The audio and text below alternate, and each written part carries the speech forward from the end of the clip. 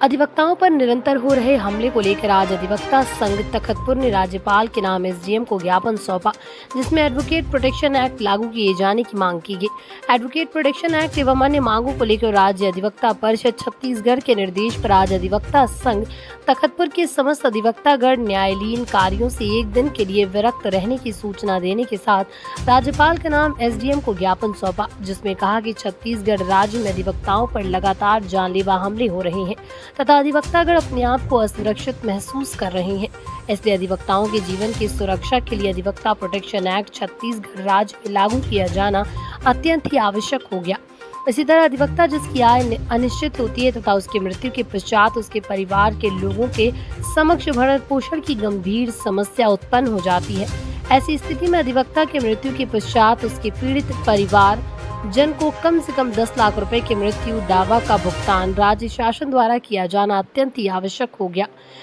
उनका जोखिम तो दिखता है, परंतु अधिवक्ता जिस जोखिम को लेकर के न्यायालयों में या कहीं भी अपने पक्षकार को या कानून की संविधान की बातों को लेकर के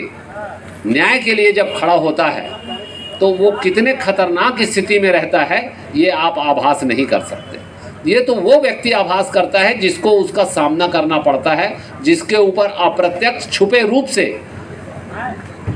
उसे दबाने के लिए, उसकी आवाज़ को दबाने के लिए, उसके मनोदशा को कमज़ोर करने के लिए, उसे हतोत्साहित करने के लिए सक्षम लोग जो उपाय अपनाते हैं वो आम लोगों को दिखाई नहीं पड़ता। उससे जो भुक्तभोगी होता है, जो पीड़ित वकील होता है, वो जब उसका सामना करना पड़ता है वहाँ पर महसूस होता है कि एक विशेष सुरक्षा की उसको भी आवश्यकता है। साथ ही प्रदेश के अधिवक्ताओं का सामूहिक बीमे का भी प्रारंभ किए जाने की मांग छत्तीसगढ़ शासन से करते हुए स्टेट बार काउंसिल छत्तीसगढ़ के निर्देश पर प्रदेश भर के अधिवक्ता साथ ही 4 सितंबर को न्यायालयीन कार्यों से विरक्त रहे।